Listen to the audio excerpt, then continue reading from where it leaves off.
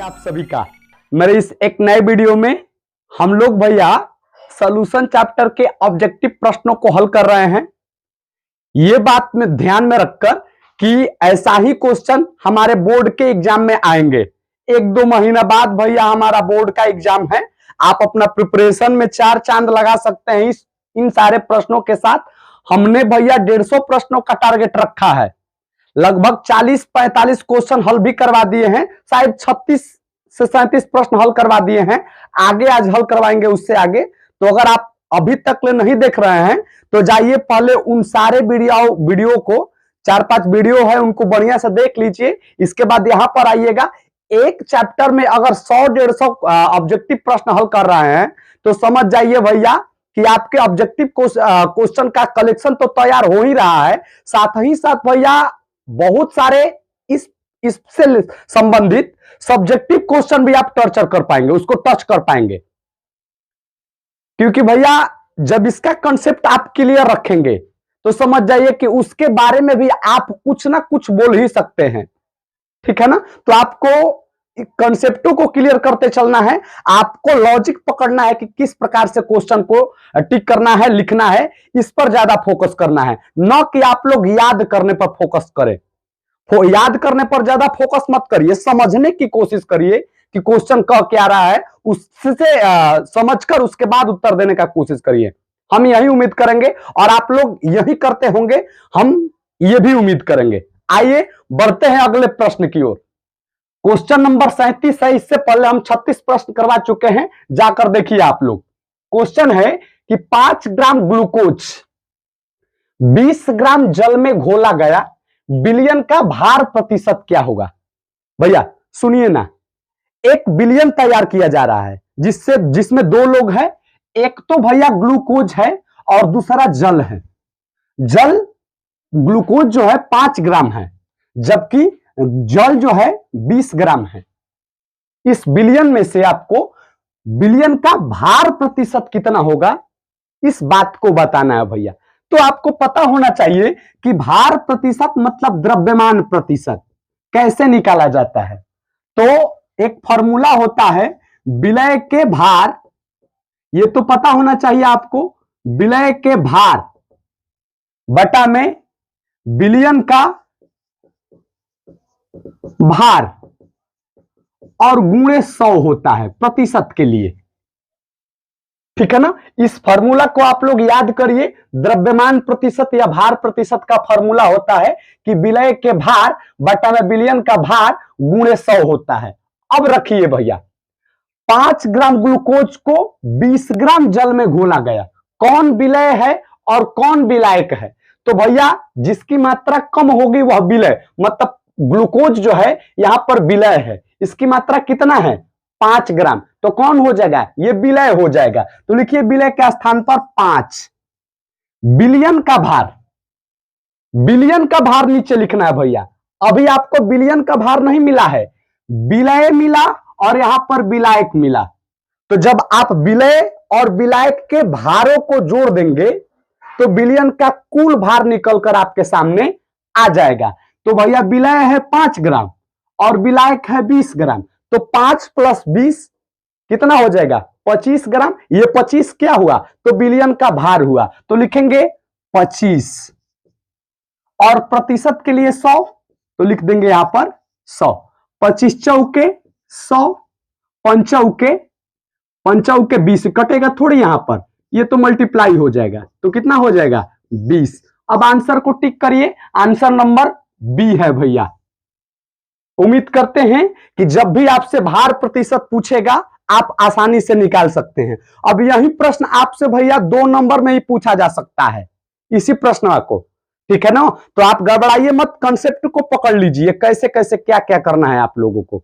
चलिए 38 नंबर प्रश्न पर चलिए कि बिलियन में विलय की मोललता किस यूनिट में व्यक्त की जाती है। मतलब नीचे 4 यूनिट दिया रहेगा, आपको बताना है कि किसी बिलियन में विलय की मोललता जो है, बिलियन में विलय की मोललता जो है किस यूनिट में व्यक्त किया जाता है। ऑप्शन है mole, litre inverse billion, mole kilogram, kilogram inverse billion, mole kilogram inverse बिलायक, नॉन ऑफ दीज। अब कितने बच्चे ये तो जानते हैं कि भैया मोललता का जो मात्रक होता है मोल प्रति केजी होता है, मतलब मोल केजी इनवर्स होता है।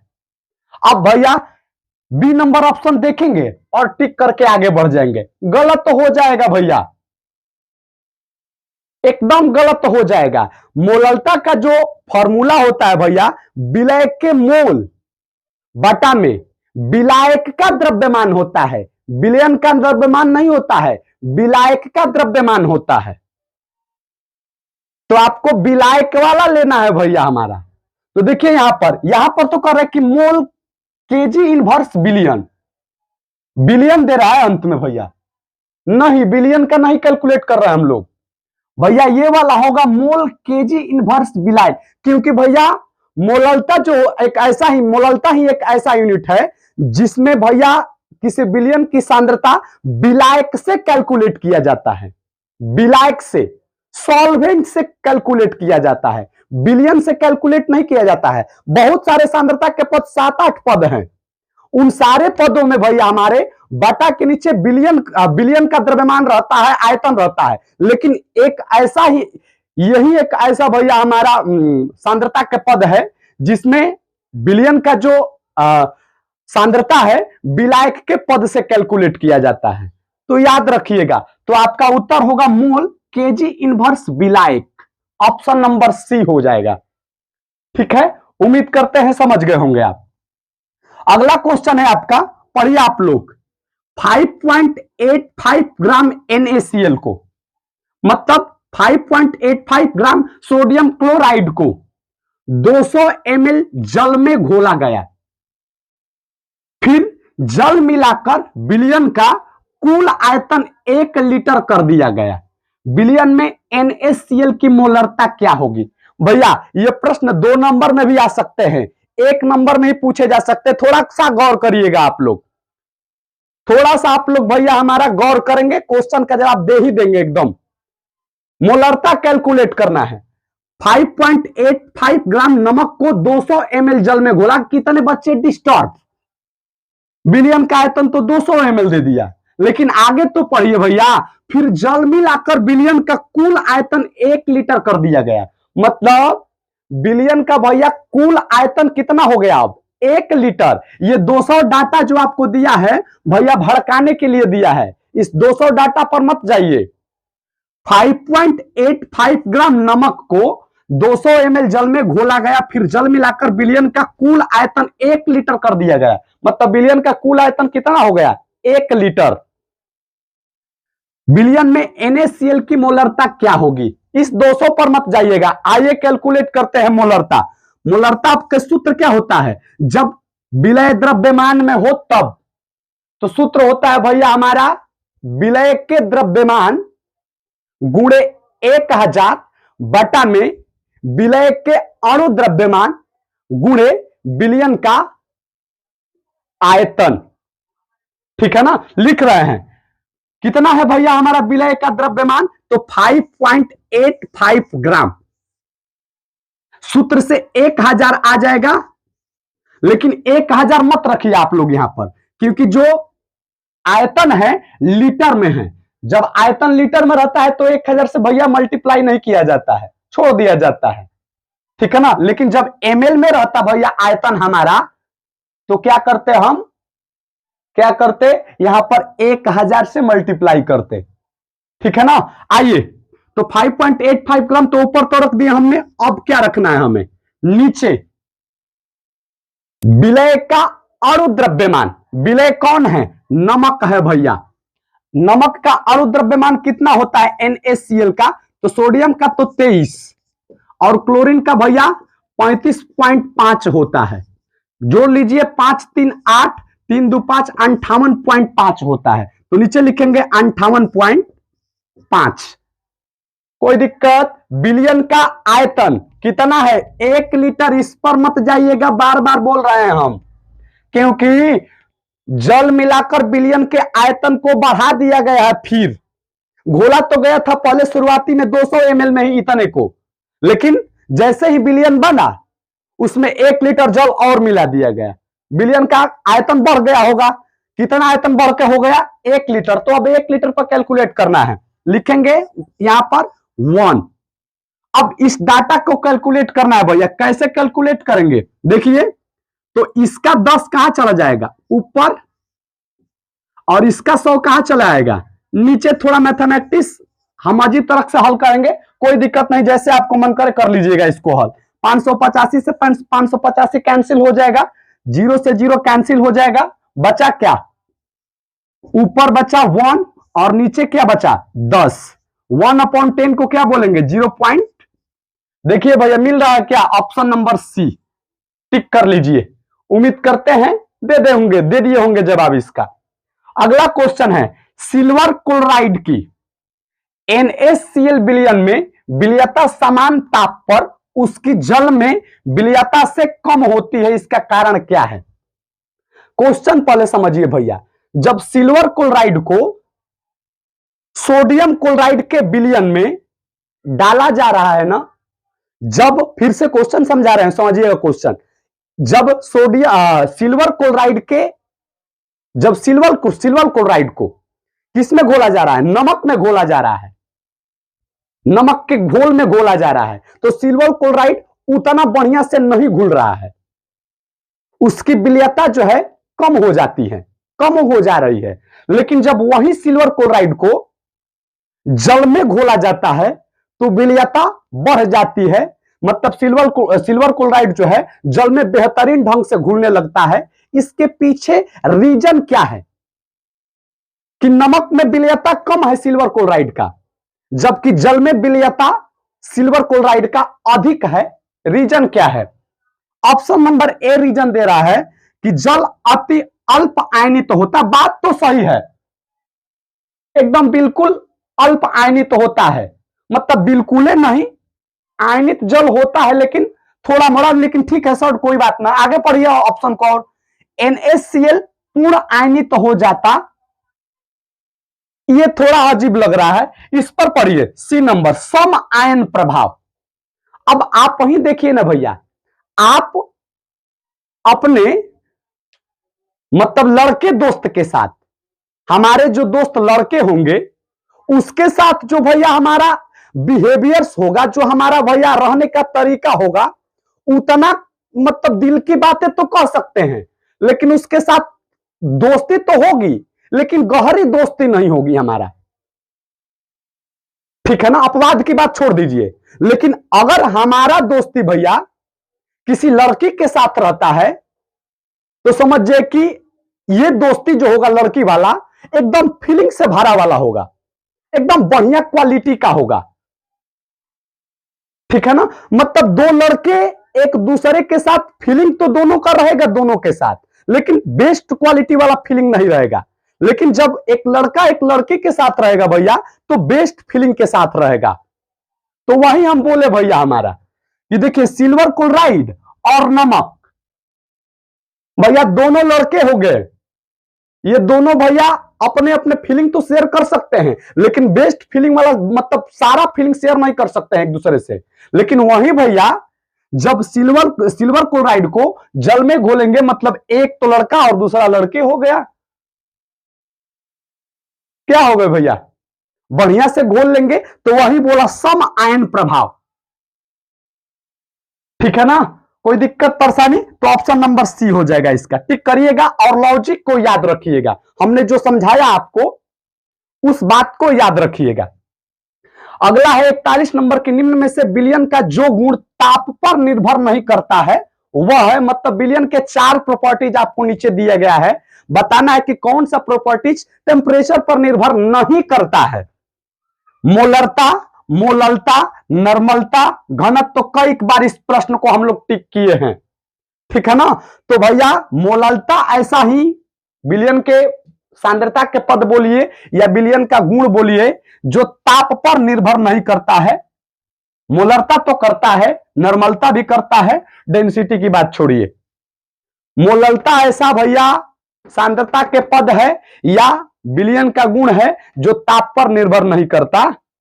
उम्मीद करते हैं कि आपने इसका बेहतर ढंग से जवाब दिया होगा। अब नंबर प्रश्न की ओर बढ़ते हैं, समझते हैं और टिक करने का प्रयास करेंगे। लेकिन इससे पहले भैया, आपको जब वीडियो पसंद नहीं आ रहा है, बढ़िया सब कुछ हो ही रहा है, आपके मन जोग हो ही रहा है, तो आप इस चैनल को सब्सक्राइब कर लीजिए। और भैया आप लोग लाइक नहीं करते हैं, कम से कम एक लाइक तो कर दीजिए। हम आपके लिए इतना मेहनत कर रहे हैं, आपका भी तो दायित्व बन रहा है कि हम भी कुछ करें। तो बस भैया एक लाइक कर दीजिए और हो सके तो भैया शेयर भी कर दीजिए अपने दोस्तों के पास, ताकि वो भी भैया इस वीडियो को देखे और अपना भैया बोर्ड का एग्जाम, बोर्ड के जो प्रिपरेशन है वो बढ़िया से करे। आइए बढ़ते हैं 42वें नंबर प्रश्न की ओर। पढ़िए आप लोग, एक द्विअंगी विलयन में विलय ए के Na मोल और विलायक बी के Nb मोल उपस्थित है।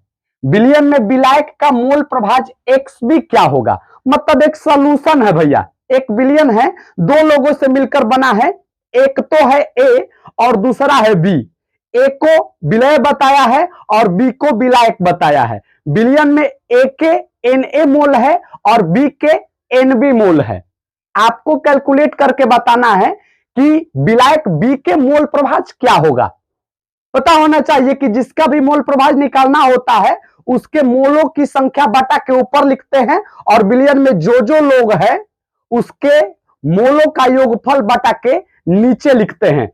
टिक करिए, इन देखिए इन दोनों में से, तीनों में से, चारों में से कौन है भैया?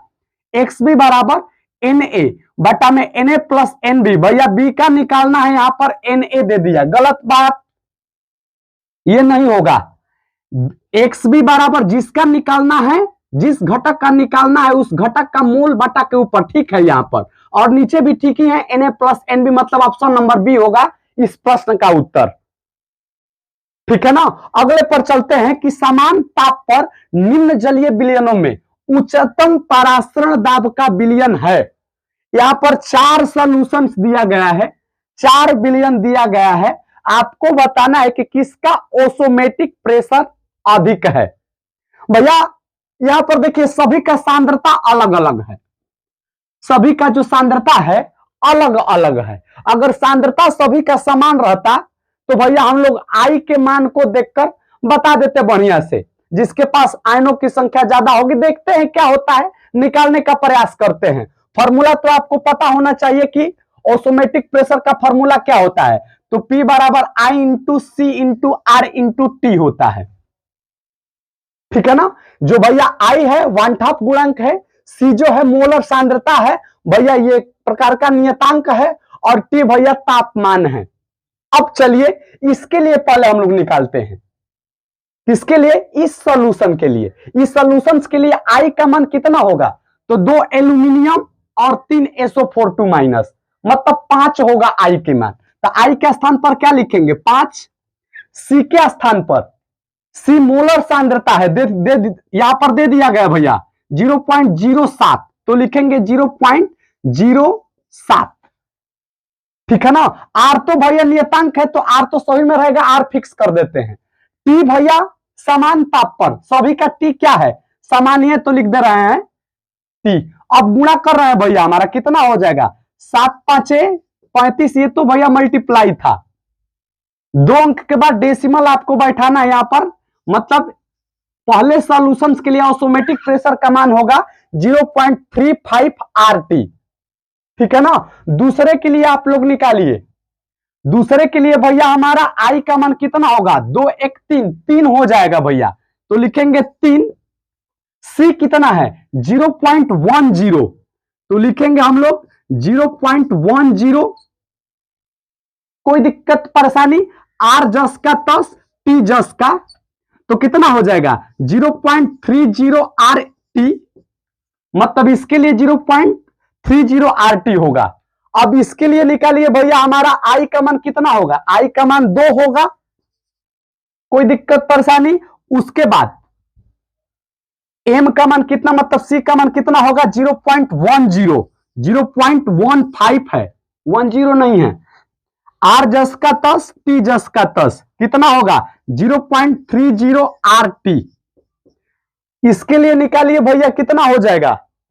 इसके लिए आप लोग निकालिए तो आई का स्थान पर एक हो जाएगा, उसके लिए वो टूटेगा नहीं भैया हमारा।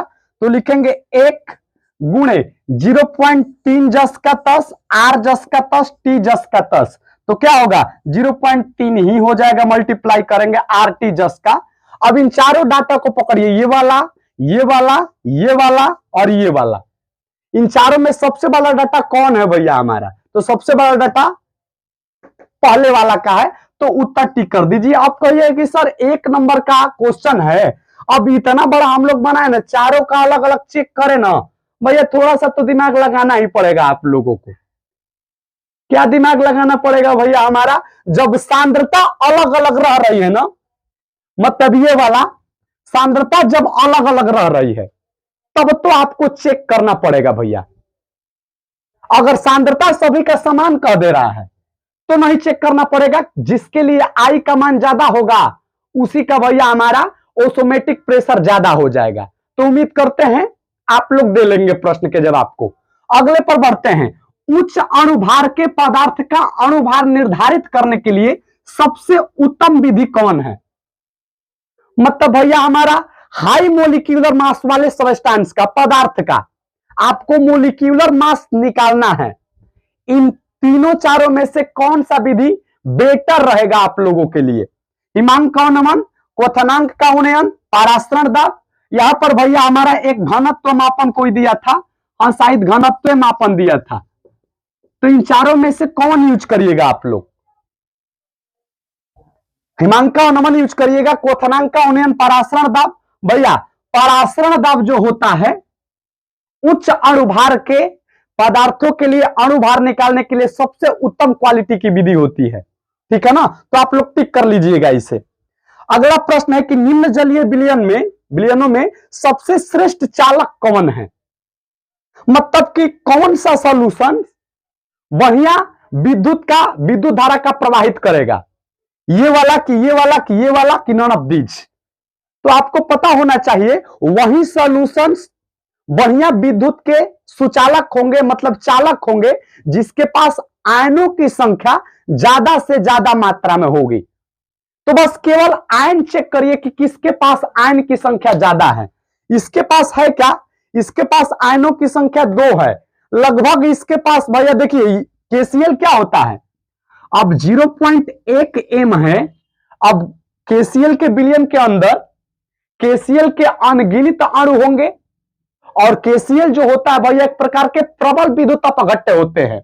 ये विलयन में डालने पर भैया हमारे एकदम कंप्लीटली, मतलब 100 अणु डालेंगे ना तो लगभग 100 अणु टूटेंगे, जबकि CH3COOH भैया हमारा ये टूटता भी है और जुड़ता भी है, मतलब संगुणन और वियोजन दोनों का प्रॉपर्टीज रखता है, इसलिए मतलब ये एक प्रकार के दुर्बल विद्युत अपघट्य है।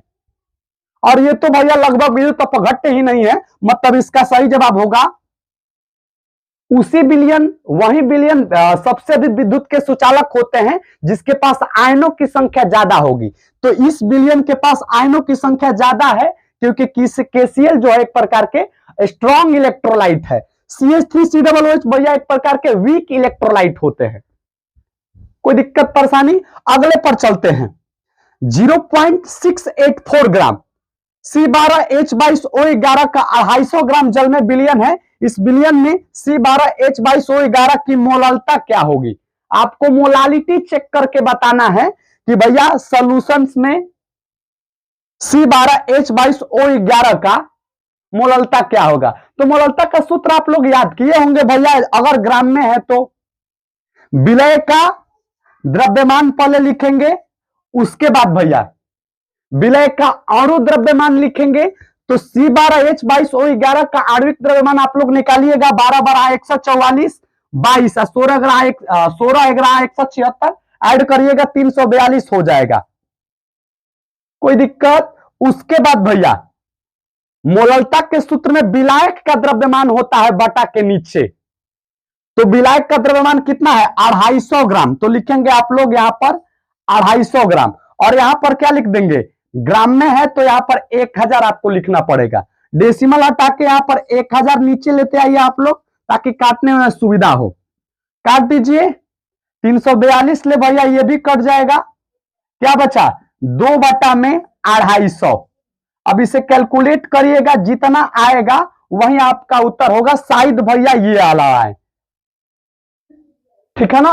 तो उम्मीद करते हैं कि इन 5 प्रश्नों का बेहतर जवाब दिया होगा और पहले 5 प्रश्न का भी बेहतर से जवाब दिए होंगे, ठीक है ना। मिलेंगे किसी नेक्स्ट वीडियो में। आप अपना ख्याल रखिएगा, हमारा भी ख्याल रखिएगा, लाइक करके जाइएगा। धन्यवाद, प्रणाम आप सभी को।